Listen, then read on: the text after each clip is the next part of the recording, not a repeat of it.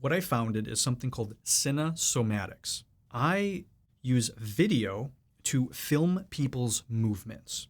And then we play that video back, and I reflect back to them through myself and through the video all of the unconscious shadow material, stories, myths, archetypes, blocks, traumas that are running their life, but not just by talking about it, but by the body. These stories and archetypes, they hold space in your body and affect the way that you move. What made the difference for me was witnessing for myself in my own body the difference between the image of who I thought I was and the reality of how I was showing up in the world.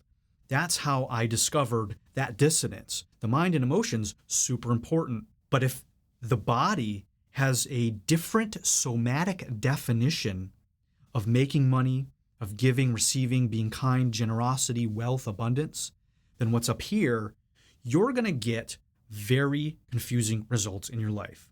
People say I have trouble receiving. What do you think receiving is? Show me. And then they'll be shut down. They'll be afraid. Maybe they feel attacked. And so the body actually has its own definition for these things in life. And so when we use the same word, but our embodied definition is backwards, we're going to have something I call reverse wiring.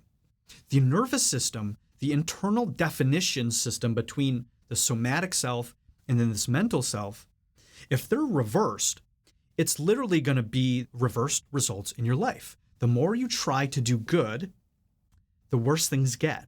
And so it's really simple. All right, do it wrong. What happens if you start doing it wrong? You start oftentimes getting better results. I studied dating and relationships early on, and one of the things that they teach a lot of men who you would call a nice guy, they would say, stop being nice. Here's the thing. It is actually an amazing quality for a man, incredibly sexy, to be kind and generous. But nice, what happens is that we find out that they're not really being nice. They're perhaps manipulating, or they're insecure and they're trying to buy or barter love and attention to prove themselves, to rescue, to be a white knight, all of this stuff. What happens if I stop being nice? Oh, actually, they trust me more. Why do women trust me more when I'm being less nice? I'm just telling them the truth, that I might not like that outfit or I might not like this food and I want to go here instead. Oh, I have this all backwards. The higher value here is honesty, courage, confidence, integrity, masculine safety. It's not being needy, manipulating, and all of this other stuff. But when we grow up with these incorrect definitions in our mind, we think we're actually being nice, when in reality, we might be manipulating.